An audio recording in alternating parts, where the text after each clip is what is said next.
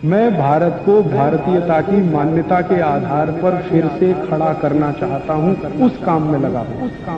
जो कुछ मैंने आपको समझाया वही बात आप अपने पड़ोसी को समझाइए, और रोज अगर किसी एक व्यक्ति को आप ये बात समझाएंगे तो एक साल में हर व्यक्ति 365 परिवारों तक ये संदेश पहुंचाएगा, और वो 365 परिवारों में कौन जाने दूसरा राजीव दीक्षित पैदा हो और इस देश के हजारों घरों तक वो मैसेज जाए।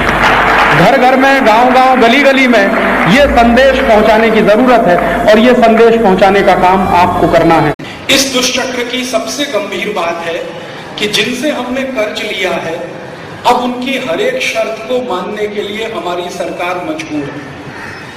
हमारे देश के वर्तमान प्रधानमंत्री डॉक्टर मनमोहन सिंह ने अभी बजट सत्र में एक दिन व्याख्यान देते हुए कहा संसद में, लोकसभा में, कि जहां से हम कर्ज ले रहे हैं उनकी शर्तों को मानना हमारी मजबूरी। हम उनको ना नहीं कह सकते, वो जो भी कहेंगे हमें वैसा ही करना पड़ेगा। वो कहेंगे कि भारत का ये कानून बदल दो तो बदलना पड़ेगा, वो कहेंगे भारत में नया टैक्स लगा दो तो लगाना पड़ेगा, वो कहेंगे भारत के लोगों को जहर दे के मार डालो तो उसकी कोई व्यवस्था करनी पड़ेगी। वो जैसे कहेंगे हमको वैसे ही चलना पड़ेगा।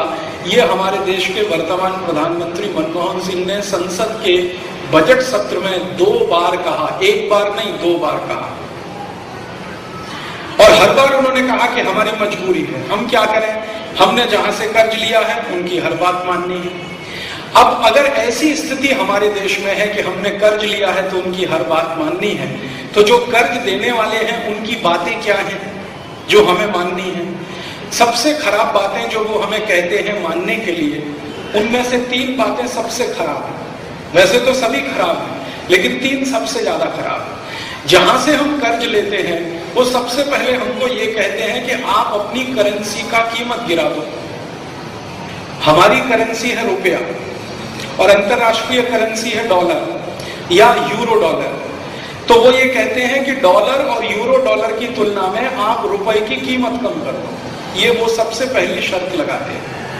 अगर हम उनसे ये कहें कि हम ये नहीं करेंगे तो कहते हैं फिर कर्ज नहीं मिलेगा आपको। और हमारी सरकार की हालत इतनी खराब है कि बिना कर्जे के बजट नहीं बना सकते, बिना कर्जे के किसी को पगार नहीं दे सकते।